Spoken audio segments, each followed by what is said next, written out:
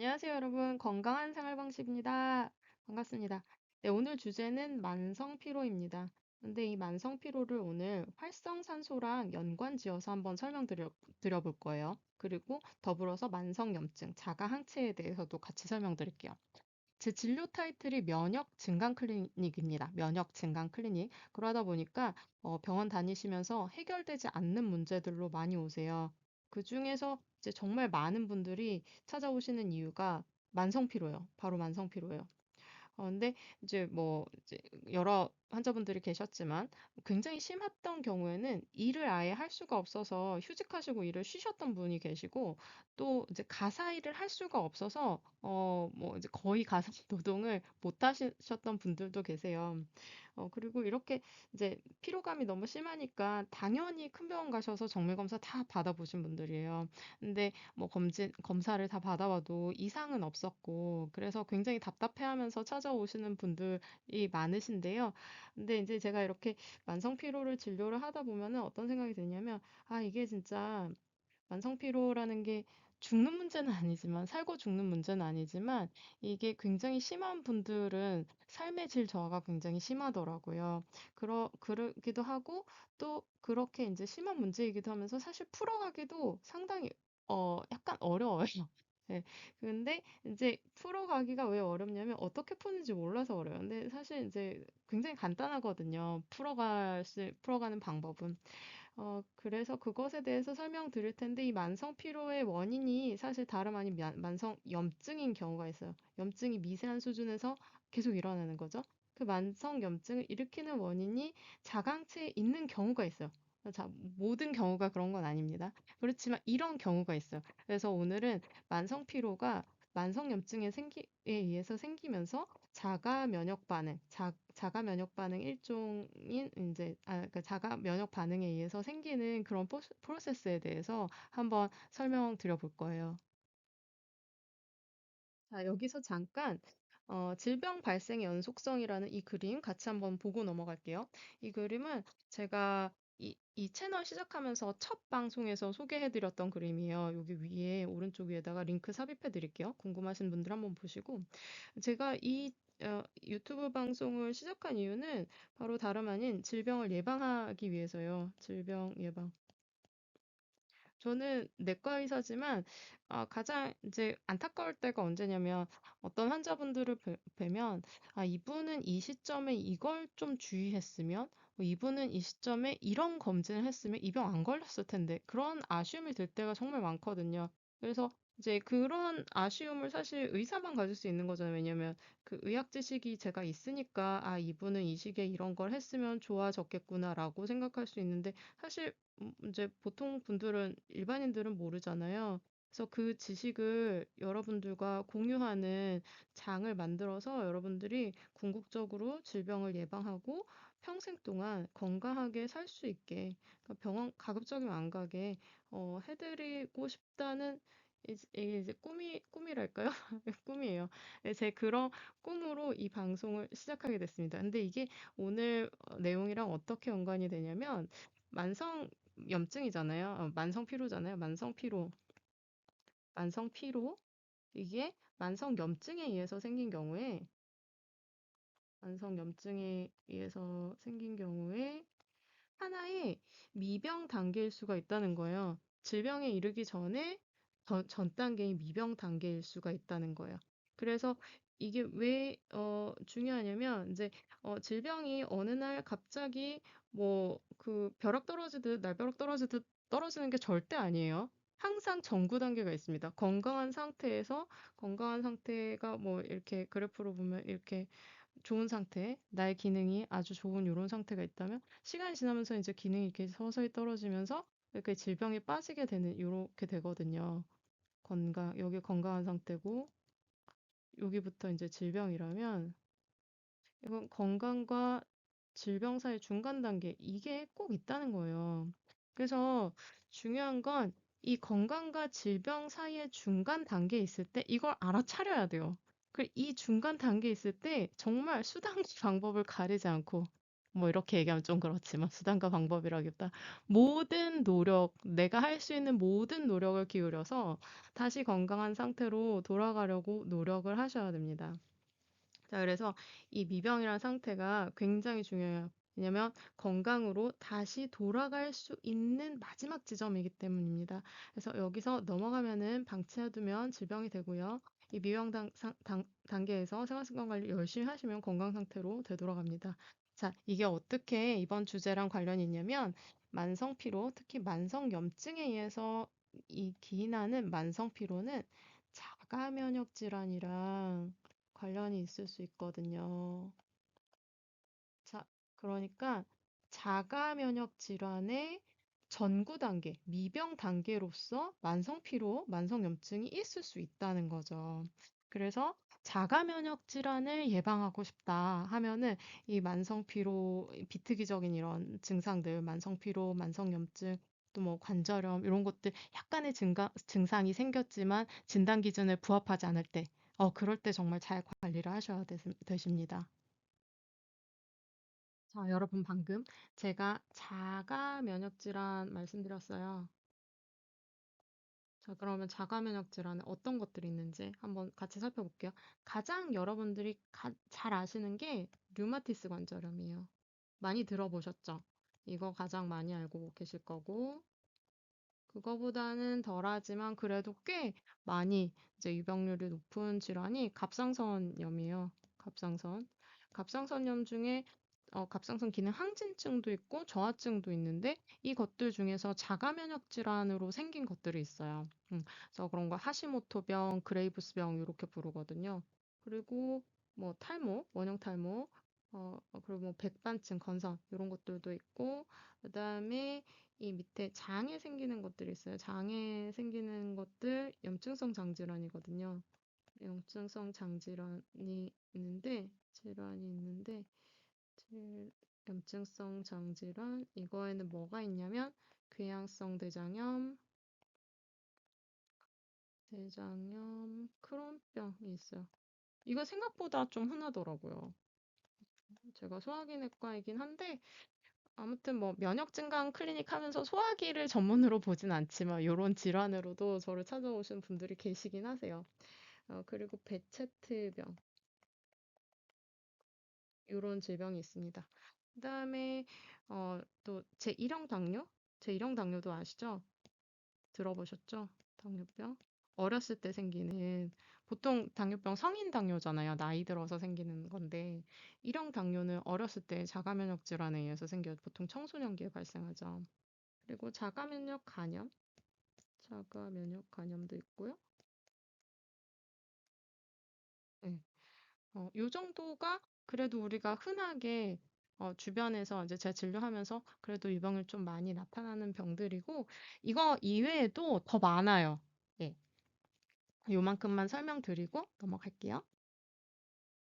그러면 이런 자가 면역 질환이 있는데 이게 왜 생기는 건지 궁금하실 거예요. 이게 생기는 원인은 다름 아닌 자가 항체 때문입니다. 여러분, 항체라는 것을 많이 들어보셨죠? 우리가 예방접종을 맞는 이유가 항체를 생산하기 위해서 그런 거잖아요. 코로나 예방접종할 때 코로나에 대한 항체를 만들기 위해서 우리가 예방접종을 한 거였어요. 근데 그 앞에 항체라는 말에 자가라는 말이 붙었죠? 근데 자가 항체라는 말은 그럼 무슨 말이겠어요?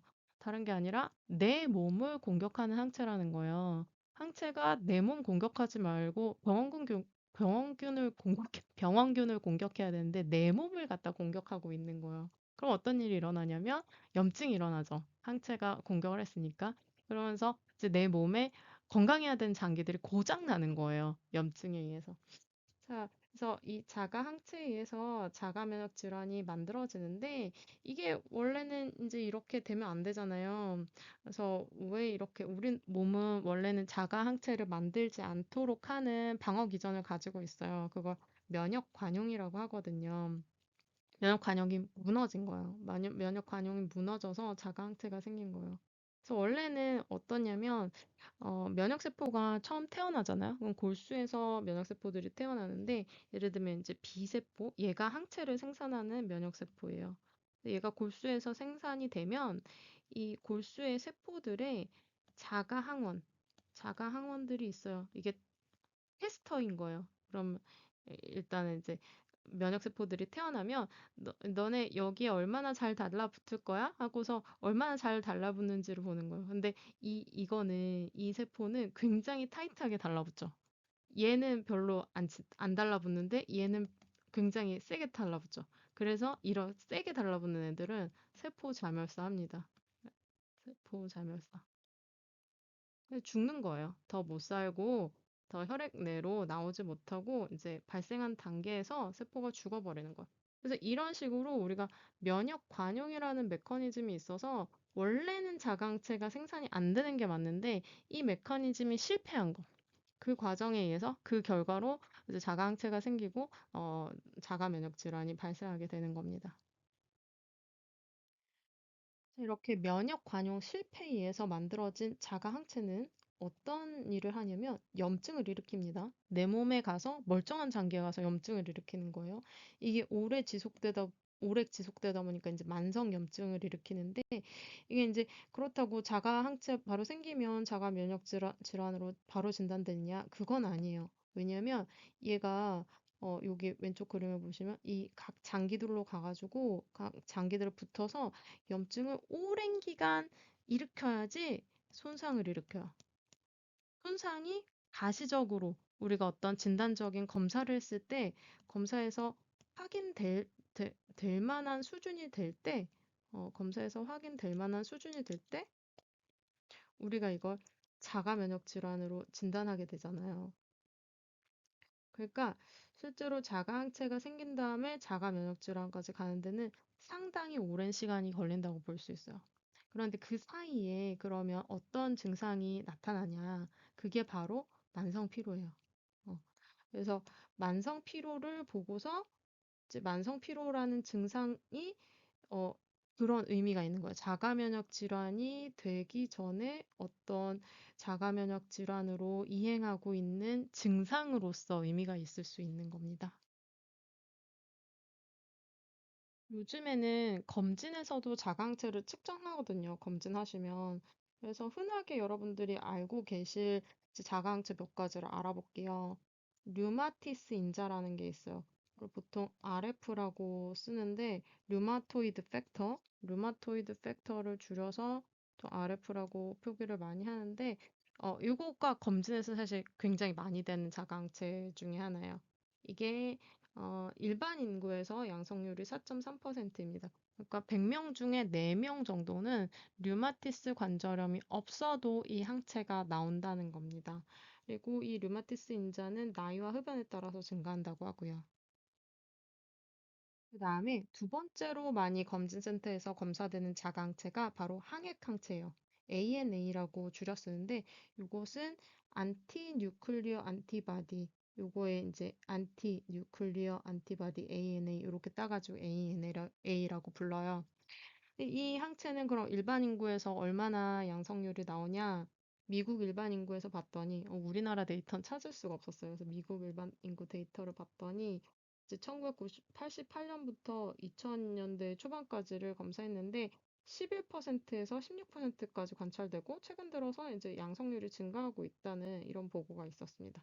또 청소년에서도 ANA 양성률이 증가하고 있대요.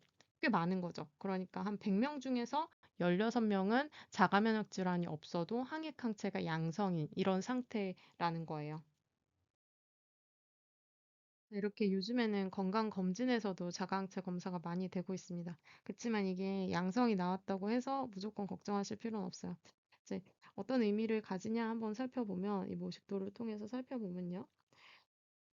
이 원 차트가 전체 인구예요. 전체 인구에서 자가항체, 항액항체 양성이 나오는 사람은 앞서 논문에서도 살펴봤듯이 한 15%밖에 안 돼요. 근데 이 양성 나오는 사람들 15% 다시 이렇게 확대해서 살펴보면 이 분들 중에서 또 8, 90%는 아무런 의미가 없는 거예요. 네. 그리고 정말 이 소수 한 10, 20% 이내 이 정도에서만 정말 자가면역 질환이 진짜 있거나 아니면 향후에 자가면역 질환이 될 수 있을 만한 약간 전구 증상이 있거나 요런 거예요. 그래서 이제 자가 항체의 역할은 어, 사실은 이제 건강한 상태에서도 있을 수 있고요. 그런데 미병 상태와 연관돼서 만약에 있는 것이다 라면은 아, 내가 앞으로 자가 면역 질환에 안 생겨야지 하고 전략을 수립할 수 있는 그런 계기가 됩니다. 그래서 검진센터에서 이제 자가항체가 들어갑니다. 이렇게 건강검진 항목에 자가항체가 들어가는데 요거를 이제 우리가 잘 활용하는 방법은 바로 이것을 예방의 기회로 삼는 거예요. 저는 자가 면역 질환도 예방이 가능하다고 믿는 한 사람입니다. 이제 모든 질환이 그 유전과 환경의 상호작용에 의해서 발생해요. 유전과 환경에. 근데 이제 논문들을 살펴보면 자가 면역 질환에 대해서 유전적인 부분의 기여율이 50%라고 대부분 기술을 하더라고요. 그리고 환경적인 요인은 내 생활 습관이거든요. 그게 50%다. 그러면 유전적인 요인 이건 어쩔 수 없어요. 이건 부모님께 받은 거라서 어쩔 수 없지만 환경이 50%라는 거, 내 생활 습관이 50% 좌우한다는 거. 그러니까 이제 같은 유전자를 가졌어도 같은 질병에 이제 질병이 잘 생기는 유전자를 가졌어도 내가 어떻게 하기에 따라서 달라지는 거죠. 그래서 같은 가족들에서도 이제 뭐 그 목에 그 이제 그 가족력에 류마티스 질환이 있는데 가족의 구성원 중에 누구는 생기고 누구는 안 생기고 이런 거 있잖아요. 모든 형제들이 다 똑같이 질병이 생기지가 않아요. 그게 바로 이 생활 습관 차이에서 오는 거예요. 저는 건강에 대한 패러다임이 바뀌어야 된다고 생각합니다. 지금까지는 뭐 의학 교육도 마찬가지고 일반인들도 그렇고 건강에 대해서 이제 질병이 생기면 그때 가서 치료하는 요런 개념을 요런 개념이 좀 요런 관점이 우세하거든요. 그런데 저는 건강할 때 지키는 걸로 건강할 때 건강을 지키는 요런 그 패러다임으로 전반적으로 모든 질환에 있어서 바뀌어야 된다고 생각합니다. 그래서 건강할 때 지키기 위해서 이제 암 검진도 하는 거고 고지혈증 치료도 하는 거고 그러는 거잖아요. 근데 마찬가지로 자가 면역 질환도 어떻게 보면 이제 완벽하진 않을 수 있지만 어느 정도는 그 전략을 잘 세우면 건강할 때 이제 건강을 지킬 수 있는 그런 전략을 수립할 수 있습니다. 그게 오늘 방송의 주제예요. 자, 그럼 자가 면역 질환의 관점에서 건강할 때 어떻게 건강을 지킬 것인가? 여기서 또 중요하게 나오는 게 바로 활성산소입니다. 여러 논문을 찾아보면은 자가 면역 질환이랑 활성산소랑 연관되어 있다는 보고 참 많거든요. 뭐 이거는 류마티스 질환이랑 활성산소랑 관련되어 있다. 또 루푸스랑 관련되어 있다. 어, 자가 면역성 갑상선염이랑 관련되어 있다. 그리고 염증성 장질환이랑 관련되어 있다. 다 나와요. 그러니까 거의 모든 자가면역 질환 찾아보면 활성산소의 중요성에 대해서 얘기하는 논문 상당히 많습니다. 그런데 이렇게 활성산소가 왜 중요하냐? 어, 그건 바로 이제 이 활성산소, 산화 스트레스라고 제가 써놨는데, 이 활성산소, 즉 산화 스트레스가 염증의 불씨이기 때문이에요. 염증. 염증이 영어로 인플라메이션이잖아요. 여기서 플레임, 이 말이 불꽃이거든요. 플레임, 불꽃. 불이에요. 불이 나는 거예요. 어. 근데 이제 그 염증을 불에 비유할 수가 있는데 이게 불이 나는 건데 그 불에 뭐 이제 불이 그냥 붙지 않죠. 불씨가 있어야 되잖아요. 불씨가 뭐냐? 바로 산화 스트레스, 활성산소 스트레스라는 거예요. 아, 이제 불이 났어요. 아까는 불씨만 있었는데 불씨가 있는 상태가 지속되다 보면 이제 정말 불이 나겠죠? 뭐 산불도 그렇게 시작되잖아요. 불씨가 원래 작은 게 있었는데 이게 수습이 안 되고 지속되다 보면은 이제 조기에 진화가 안 되고 하면은 큰 산불이 일어나는 것처럼 우리 몸도 마찬가지예요. 산화 스트레스가 조금씩 쌓이다가 뭐 이게 해결되지 않고 계속 지속되게 되면은 만성 염증을 일으키는 거예요. 그래서 만성염증을 일으키다가 이게 더 커지면 불도 작은 불이 커지면서 대형 산불이 되잖아요. 그래서 만성염증이 지속되다가 자가면역 질환이 되는 거예요. 자, 그러면 이렇게 불이 나면은 어떻게 해야 될까요? 꺼야 되죠. 자, 그때 우리에게 뭐가 필요하냐면 바로 소화기가 필요합니다. 자, 우리에게 소화기가 있어요. 우리 몸에 있는 만성염증을 꺼줄 소화기가 있습니다. 그것은 다름 아닌 항산화 성분이에요. 제가 항산화 젤하고 이렇게 붙었다고 해가지고 영양제 말씀드리는 거 절대 아니고요.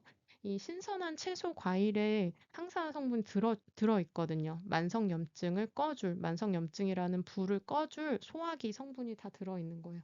그래서 식습관이 그렇게 중요합니다. 그래서 만성 피로 있으신 분들은 사실 식습관부터 고쳐야 돼요. 그거로부터 이제 치유가 시작될 수 있는 거거든요. 제가 만성 피로 환자분들을 너무 많이 보다 보니까 이제 만성 피로 환자분들을 이렇게 분류해 볼 수 있겠더라고요. 자가 항체가 나오느냐 안 나오느냐에 따라서 또 자가 항체가 나오는 경우에는 이상 면역 반응이 있느냐 없느냐, 자가 면역 질환이 진단됐느냐 안 됐느냐에 따라서 이렇게 나눌 수가 있어요. 보통 자가 항체 음성인 분들 있잖아요. 이분들이 가장 금방 해결이 돼요. 뭐 비타민 수액 주사 한두 번만 맞으면 다 해결되시는 분들. 그리고 자가항체 양성인 분들은 이게 굴곡이 있어요. 증상이 이렇게 왔다 갔다 좋았다 나빴다 이렇게 하시면서 계속 관리를 좀 하셔야 되시고, 그리고 이상 면역 반응 나오시는 분들 계세요. 이런 경우에 사실 이제 이렇게 이렇게 가면서 점점 더 심해지는 거잖아요. 그래서 이상 면역 반응, 뭐 피부 이상 반응이라던가 이런 거 나오시는 분들은 좀 더 해결하는데 더 오래 걸리고, 자가 면역 질환 진단되신 분들은 이제 질병 활동도 조절해요. 질병 활동도. 자가 면역 질환 자체를 없앨 수는 없고, 이미 이제 질병이 확립이 된 상태이기 때문에 질병이 이제 잘 활성화가 안 되게 이 질병의 활동도를 조절할 수 있는 방향으로 관리를 하고 있어요. 자, 그러면 만성 피로 있는데 어떻게 관리해야 돼요? 이렇게 질문하실 수 있겠죠? 근데 사실 굉장히 쉬워요. 그냥 여러분들 다 아시는 거예요. 운동 규칙적으로 하시고, 먹는 거 건강하게 잘 드시고, 그리고 잠 충분히 주무시고, 스트레스 관리하고, 또 뻔한 얘기, 뻔한 얘기죠. 그런데 이게 이제 환자분들이 스스로 관리하려면 좀 어려우신 부분들이 어려우신 이제 포인트가 몇 가지 있거든요. 그래서 병원에 오시면 그런 부분에 대해서 도움을 받으실 수가 있어요. 그래서 먼저 운동을 막 시작하기 전에는 산화 스트레스부터 관리를 해야 돼요. 그래서 산화 스트레스 관련해서 영양 치료를 해볼 수가 있고, 그리고 이 식습관이 제일 중요하긴 한데 식습관이 잘 안 되는 이유가 소화 문제 때문이에요. 소화가 잘 안 돼서 그런 경우도 있거든요. 그래서 그런 부분들도 병원에 오시면 좀 도움을 받으실 수가 있어요. 특히 운동의 경우에는 이미 여러 연구에서 자가 면역 질환에 도움된다고 발표도 했었고요. 저 오른쪽 위에 활성산소 스트레스 잡는 운동 습관 링크 하나 걸어 드릴게요. 그리고 또 한 가지 챙긴다면 이제 장내 미생물이에요. 여기 이제 건강한 장에서는 이 뮤커스, 장 세포를 보호하고 있는 보호막층이죠. 이게 건강한데 장내 미생물이 불건강해지잖아요. 그럼 이게 막 깨져요. 뮤커스 이 점액층을 먹고 살아요. 이거 먹으면 안 되거든요. 장내 미생물이 먹으면 안 되거든요. 근데 이거를 먹어서 이제 장의 보호막이 깨지게 되면 여기 장에서 막 염증이 일어나요. 그래서 이 이 장에 일어나는 염증이 자가 면역 질환을 또 이제 사실 반응으로 면역 반응은 사실 반응으로 다 연결돼 있잖아요. 그렇게 해서 그 자가 면역 질환, 뭐 만성 염증 이런 게 일어날 수 있는 하나의 텃밭이 될 수 있어요.